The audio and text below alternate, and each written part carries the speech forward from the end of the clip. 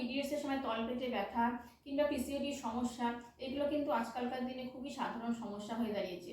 এই সব সমস্যা থেকে সমাধানের উপায় আমি আজকে নিয়ে এসেছি। নমস্কার বন্ধুরা, আমি তোমাদের যোগা ইনস্ট্রাক্টর মধু। আমি আজকে তোমাদের সাথে শেয়ার করব এই সমস্যাগুলোর থেকে কি করে তোমরা মুক্তি পাবে। তার জন্য দেখাবো কয়েকটা আসন। এই আসনগুলো তোমরা অভ্যাস করলেই কিন্তু এর থেকে সহজেই তোমরা মুক্তি পেতে পারো। তো চলো শুরু করি ভিডিওটা। প্রথম আসন দেখাবো। প্রথমে করবো ভদ্রাসন। দেখো, ভদ্রাসন করবো। প্রথমে দুটো পাকে একসঙ্গে দুটো গোড়ালি জোড়া লাগিয়ে এভাবে বসো। বসে পাটাকে নিচের দিকে টানো। টেনে হাত দুটোকে কোথায় রাখবে? একদম হাঁটুর সঙ্গে সোজা করে রাখবে। হাতে কুনুই যাতে ব্যাকা না হয়, হাতে কুনুই সোজা রাখবে, শির দ্বারা সোজা রাখবে। এভাবে তোমরা বসো। 30 থেকে 40 সেকেন্ড ধরে রাখার চেষ্টা করো। যখন তোমরা এভাবে বসবে তখন কিন্তু শ্বাস কিন্তু নর্মাল রাখবে, শ্বাস বন্ধ করে রাখবে না, সবসময় নর্মাল ব্রিথিং করবে।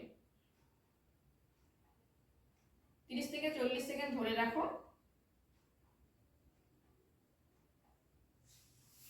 পরের আসনে যাচ্ছি। পরে করব আমরা ভুজঙ্গাসন। ভুজঙ্গাসন করার জন্য আমি প্রথম শুয়ে পড়ছি। শুয়ে পড়ে দুটো পাকে পিছন দিকে কিন্তু জোড়া রেখেছি, আর হাত দুটো রেখেছি একদম শোল্ডারের কাছে। হাতের আঙ্গুলগুলো খোলা রাখবে, আঙ্গুল মুভ করবে না। তারপরে আস্তে আস্তে মাথা তুলবে, যতটা সম্ভব উপর দিকে তুলবে, আর তাকাবে উপর দিকে। নর্মাল ব্রিথিং করবে।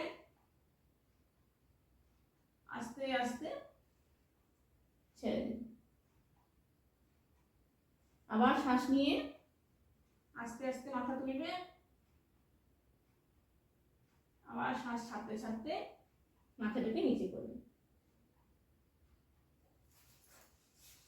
এভাবে প্রত্যেকটা আসন তোমরা 3 থেকে 4 বার করে করবে। একটা আসন একবার করার পর 30 থেকে 40 সেকেন্ড ধরে রাখার চেষ্টা করবে। তারপরে হয়ে গেলে সেটাকে আবার রিপিট করবে 3 থেকে 4 বার। 3 নাম্বার করব বিপরীত করণ। দেখো, সোজা হয়ে শুয়ে পড়ি। আগে সোজা হয়ে শুয়ে পড়লাম।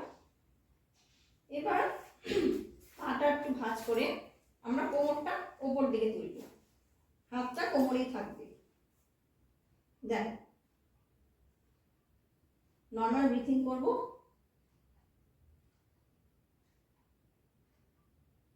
তিরিশ থেকে 40 সেকেন্ড ধরে রাখার পরে প্রথমে আস্তে আস্তে কোমরটা নামাবে, তারপরে পাটা ভাঁজ করবে, তারপরে পাটাকে সোজা করবে, হাতটাকে ছেড়ে দেবে। আবার পাটাকে ভাঁজ করবে, আবার আস্তে আস্তে কোমরটাকে তুলবে, হাত দিয়ে সাপোর্ট করে রাখবে, আবার আস্তে আস্তে প্রথমে পাটাকে ভাঁজ করবে, তারপরে পাটাকে খুলে দেবে, হাতটাকে ছেড়ে দেবে।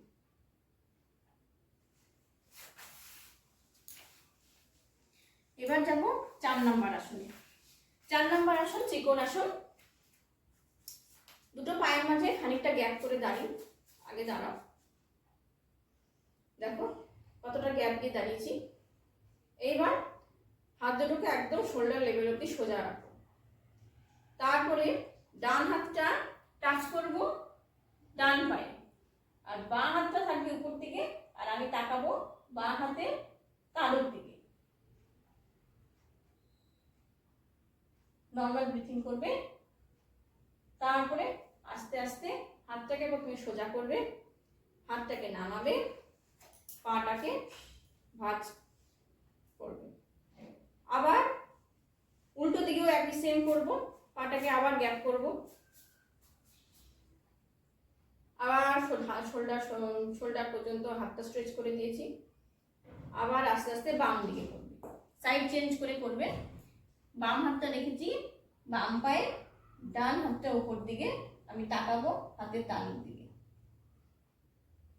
এভাবে 30 থেকে 40 সেকেন্ড ধরে রাখো, তারপর আস্তে আস্তে রিলিজ করে দাও।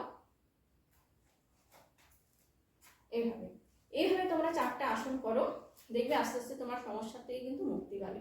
কিন্তু খুব তাড়াহুড়ো করে কিছু করবে না।